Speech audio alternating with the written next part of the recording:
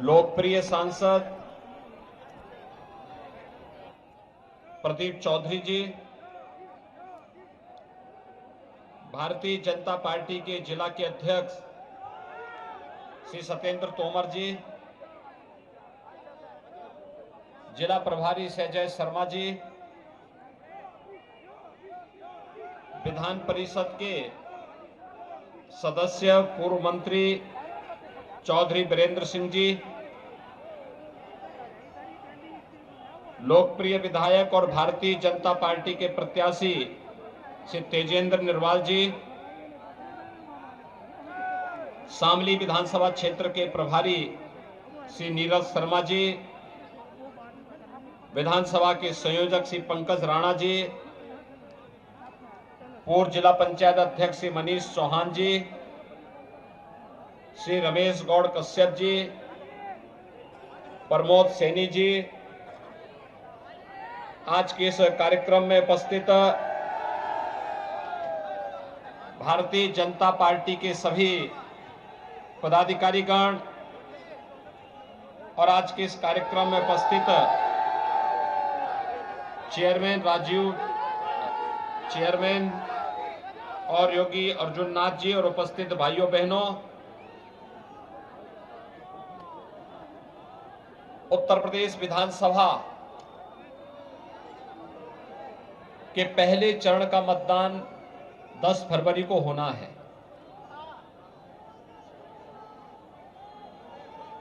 आज भाइयों बहनों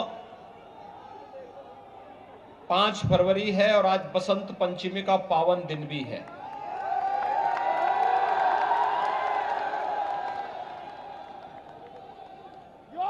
मैं आप सबको इस अवसर पर प्रकृति की कितनी कृपा है, कितने सुहावने मौसम में हम सबको इस संवाद के कार्यक्रम के साथ जुड़ने का अवसर प्राप्त हो रहा है। मैंने तो मई जून के लिए कहा था कि मई जून की गर्मी में हम शिमला बनाएंगे,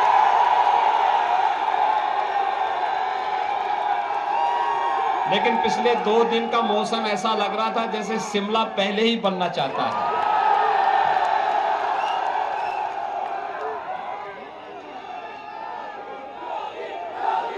भाइयों बहनों, जब मैं शामली जनपद में आता हूं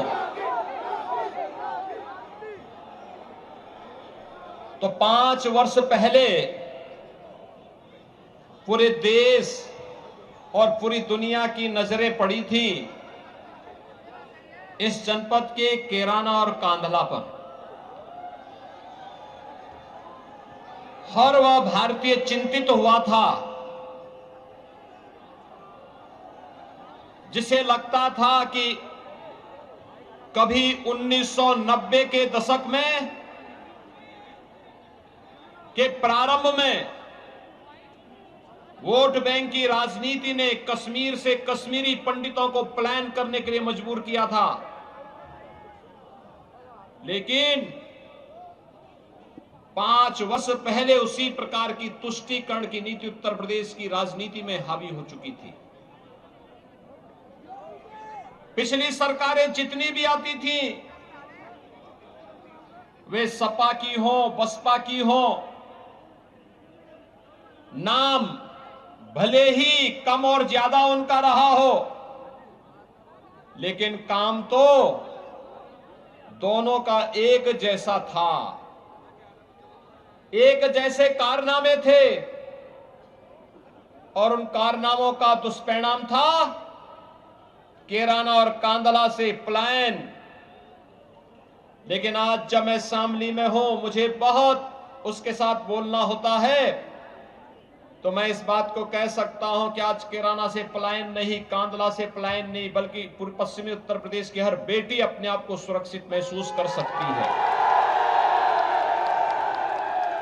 हर बेटी को, हर बहन को सुरक्षा की ये गारंटी अगर किसी ने दिया है तो भाइयों बहनों, भारतीय जनता पार्टी की डबल इंजन की सरकार ने दिया है। और ये डबल इंजन की सरकार इन्हीं मुद्दों के बीच में आपके पास आई थी और इसीलिए मैं आज आपसे कहने के लिए आया हूं, हमने जो कहा सो करके दिखाया।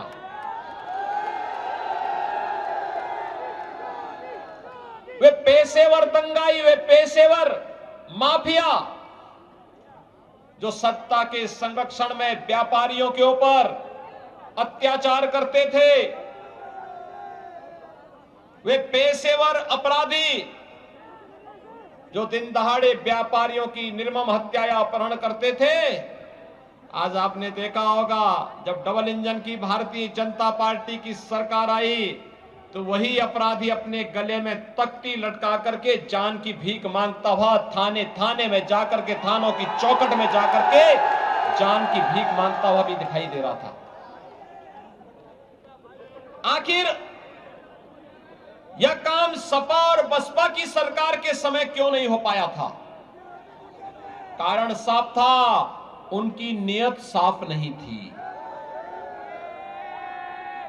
एक तरफ वह आपकी सुरक्षा के साथ खिलवाड़ करते थे, न किसान सुरक्षित था, न व्यापारी सुरक्षित था, और नौजवान के भविष्य के साथ तो उनके द्वारा इतना खिलवाड़ किया गया था, उसे नौकरी नहीं मिलती थी। नौकरी कहीं निकलती थी तो सिपाही खानदान, चाचा भतीजा वसूली के लिए निकल पड़ते थे और फिर हर भर्ती होती थी विवादित। भाइयों बहनों, याद करिए, मैं अभी 2 महीने पहले जब कैराना आया था, लोग कहते थे क्या बदला है? मैंने कहा कैराना में अब पेट्रोल पंप लग रहा है, कैराना में बड़े बड़े मॉल बन रहे हैं, कैराना में बाईपास का निर्माण हो रहा है, रिंग रोड का निर्माण हो रहा है। और जो लोग कैराना छोड़ करके चले गए थे, वे व्यापारी शानदार तरीके से वापस आए हैं। 6ठी क्लास में पढ़ने वाली एक बेटी से मैंने पूछा, मैंने कहा बेटी अब स्कूल जाने में डर तो नहीं लगता है? उसने कहा डर कैसे, अब तो हमारी सरकार है, अब कैसे डर? और आपने देखा होगा न्यायालय से बेल करा करके आने वाला एक हिस्ट्री सीटर दूसरे दिन ही फिर जा करके अपनी बेल कैंसिल करा करके जेल में चला गया था। खैर अब उसको तो सजा हो गई है, अगले 10 वर्षों के लिए वह जेल के अंदर ही सड़ेगा और जेल के अंदर अपने कृत्यों की सजा भी भोगेगा। भाइयों बहनों, मैं आज आपसे यही कहने के लिए आया हूं, किसी भी सभ्य समाज के लिए सुरक्षा महत्वपूर्ण है और सुरक्षा के लिए कानून का राज होना आवश्यक है। अगर कानून का राज सपा और बसपा की सरकार में हुआ होता तो न कैराना और कांधला होता और न मुजफ्फरनगर के दंगे ही होते। याद करिए मुजफ्फरनगर दंगे के दौरान क्या हो रहा था। ये जो 2 लड़कों की जोड़ी आज गुमराह करने के लिए आई है ना, ये जो गुमराह करने के लिए आई है ना, भाइयों बहनों, उसमें से एक लखनऊ में बैठ करके दंगा करवा रहा था, सचिन और गौरव जैसे निर्दोष नौजवानों की निर्मम हत्या करवा रहा था, सैकड़ों किसानों पर अत्याचार करवा रहा था, गोली कांड करवा रहा था।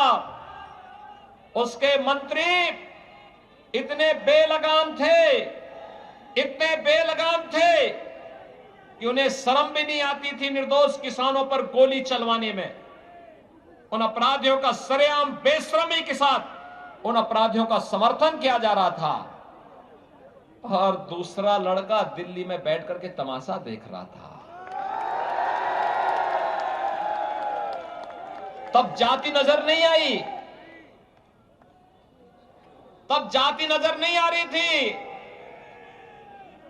तब भाइयों बहनों, तब उस समय भी आपके हितों के लिए लड़ने वाली भारतीय जनता पार्टी थी। तब भी आपके लिए लड़ने वाले वही सुरेश राणा थे, तेजेंद्र निर्वाल थे, संजीव बालियान थे, उमेश चौधरी थे।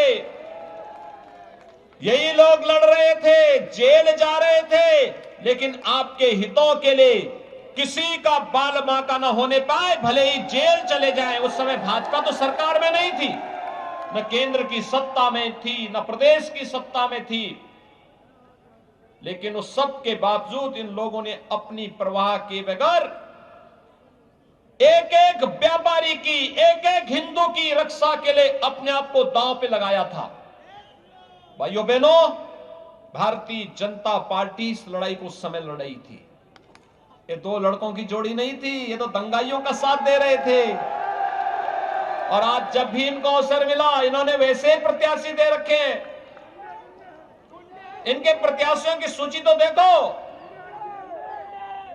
कोई कैराना से यानी 5 वर्ष तक बिलों के अंदर छुपे थे, और भाइयों बहनों जैसे ही नाम समाजवादी पार्टी की सूची में आया तो उसे लगता है कि जैसे इस नाम आने से हो गया, वैसे ही वह फिर बिल से निकल करके रेंगते हुए दिखाई दे रहे हैं।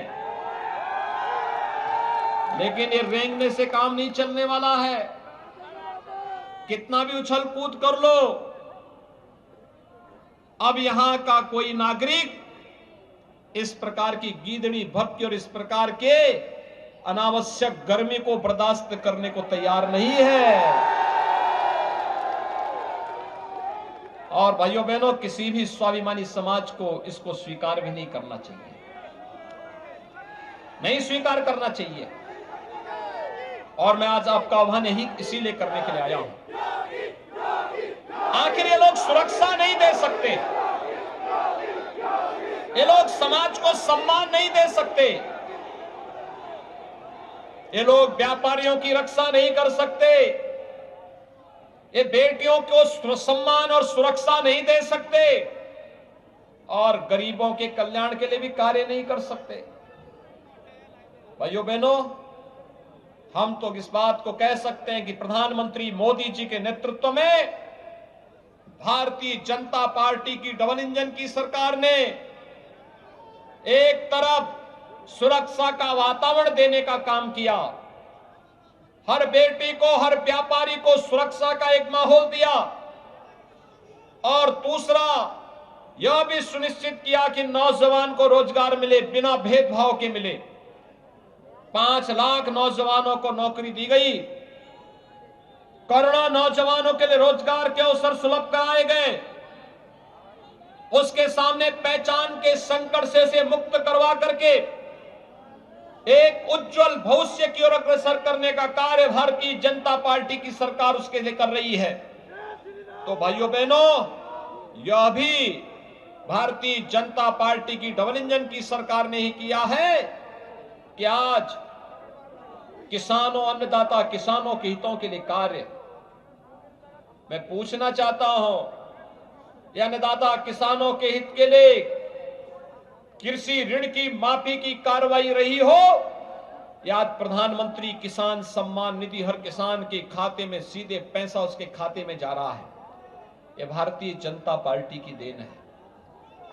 भाइयों बहनों, पिछली सरकारें नहीं करती थी, उसे अन्नदाता किसानों से कोई मतलब नहीं था, वो तो केवल अपने परिवार तक सीमित थे, अपने परिवार के लिए ही जीते थे।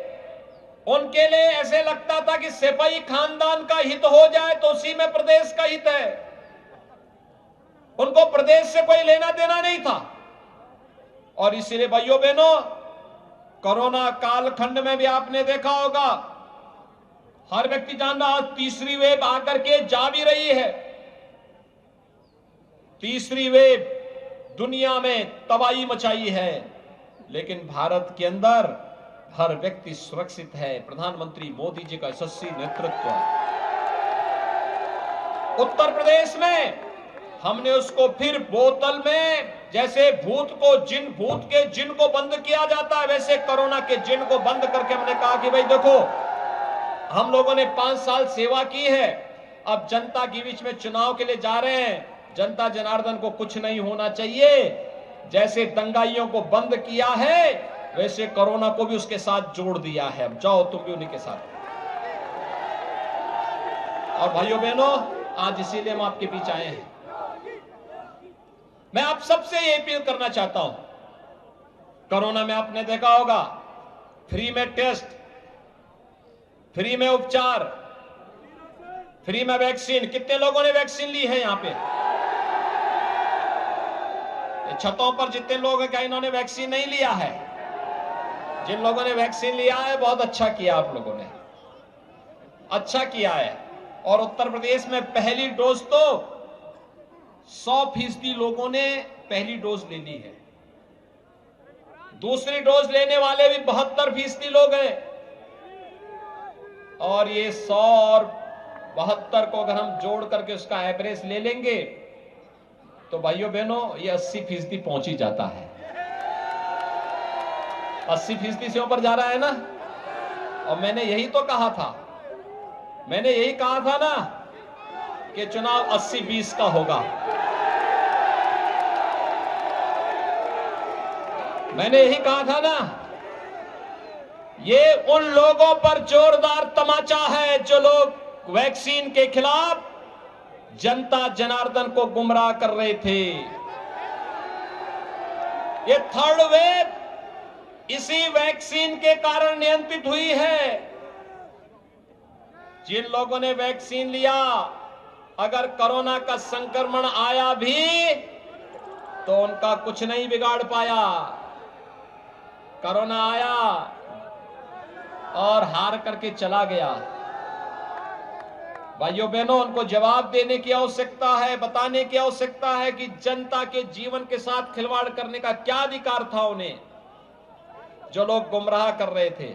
और इसलिए भाइयों बहनों, मैं आप सबसे अपील करूंगा, याद रखना 10 फरवरी को जब आप मतदान करेंगे, भाइयों बहनों, मैं आप सबसे अपील करूंगा, इस बात को याद रखना, मतदान आपका एक संवैधानिक अधिकार है और इसका भरपूर उपयोग करिए। और उस दिन इस बात को ध्यान रखना, मैं पूरे शामली जनपद के मतदाताओं से अपील करूंगा, वे इस चीज को नोट करेंगे कि कैराना और कांदला जैसे पलायन न होने पाए, मुजफ्फरनगर जैसे दंगे फिर कभी न होने पाए। और अगर किसी दंगाई ने और किसी माफिया और अपराधी ने कभी फिर से इस प्रकार की हिमाकत की तो फिर उसी शक्ति के साथ उसे कुचलने का कार्य होगा जैसे इससे पहले सरकार ने किया है। ऐसी सरकार आपको लानी है। हम सुरक्षा भी देंगे, सम्मान भी देंगे और गरीबों का कल्याण भी करेंगे। ये अन्न योजना का लाभ आज जो गरीबों को मिल रहा है, डबल इंजन की सरकार, डबल डोज अन्न की, ये पहले की सरकारें नहीं कर पाती थी। गरीबों को मकान नहीं बना पाती थी। भाइयों बहनों, अगर मैं पूरे प्रदेश के अंदर प्रधानमंत्री आवास योजना की बात करूं, समाजवादी पार्टी की सरकार में पूरे प्रदेश के अंदर कितने मकान स्वीकृत हुए थे? 18,000। कितने? 18,000। और भारतीय जनता पार्टी की डबल इंजन की सरकार ने कितने मकान गरीबों को दिए मालूम? 43,50,000 से अधिक। अकेले शामली जिले में 12,500 से अधिक मकान यहां के गरीबों को दिए गए। 12,588। भाइयों बहनों, आज तो ये पैसा सरकार दे रही है क्योंकि हर गरीब का उन्नयन होना चाहिए, हर अन्नदाता किसान को सम्मान मिलना चाहिए। ये पैसा पहले कहां चला जाता था? ये विकास का कार्य कहां जाता था? ये पैसा यही तो उनके इत्र वाले मित्र के घर में था। गरीब का पैसा ये लोग ऐसे लूटते थे। और इसीलिए तो मुझे एक समाजवादी बहुत चिल्ला चिल्ला के बोल रहे थे, कहा साहब विकास के साथ साथ बुलडोजर का मतलब क्या? मैंने कहा दोनों साथ साथ चलेंगे। ये विकास के दोनों पहिए एक साथ चलेंगे। एक तरफ विकास होगा, दूसरी तरफ बुलडोजर होगा। विकास सज्जनों के हितों के लिए और बुलडोजर दुर्जनों के लिए। और हम लोगों ने तो अब उस बुलडोजर को आर्टिफिशियल इंटेलिजेंस के साथ जोड़ दिया है और ढूंढ ढूंढ करके उन दंगाइयों और उन माफियाओं को ढूंढता है जिन्होंने गरीबों को सताया है, सार्वजनिक संपत्ति पर कब्जा की थी, प्रदेश के खजाने को लूटा था, वो वहीं जाता है और दीवालों पर कैद जितनी भी संपत्ति है उसको निकाल निकाल करके फिर सरकारी खजाने में जमा करवाता है। और भाइयों बहनों, वही आज सड़क निर्माण में, एयरपोर्ट के निर्माण में, विश्वविद्यालय के निर्माण में, जनता की सुविधा के लिए वही पैसा उपलब्ध कराया जा रहा है। डबल डोज का राशन, हर महीने 2-2 बार गरीबों को राशन, फ्री में उपचार, फ्री में टेस्ट, फ्री में वैक्सीन, ये वही पैसे का उपयोग करके कराया जा रहा है। और इसलिए भाइयों बहनों, मैं आप सबका आह्वान करूंगा, भारतीय जनता पार्टी ने श्री तेजेंद्र निर्वाल को यहां पर फिर से अपना प्रत्याशी बनाया है। तो एक योग्य प्रत्याशी है। विधायक के रूप में उन्होंने बहुत अच्छा काम किया। आपके सुख दुख में सहभागी बने रहे और भाइयों बहनों, आगे भी वही सुख दुख में सहभागी बनेंगे। प्रदीप चौधरी और तेजेंद्र निर्वाल की जोड़ी मिलकर के फिर से शामली का समग्र विकास करने के लिए पूरी तत्परता के साथ कार्य करना चाहते हैं। उनका समर्थन देने के लिए यहां पे चौधरी वीरेंद्र सिंह जी भी आज आए हैं, हमारे विधान परिषद के वरिष्ठ नेता हैं। ये सभी लोग मिलकर के यहां का विकास करेंगे और जो कुछ बाकी होगा तो मैं तो हूं ही उसके लिए। इसलिए भाइयों बहनों, आप सभी लोग तेजेंद्र निर्वाल के लिए सभी सहमत हैं? सभी लोग दोनों हाथ उठा करके मेरे साथ बोलेंगे, दोनों हाथ उठा करके मेरे साथ बोलेंगे फिर, भारत माता की, भारत माता की।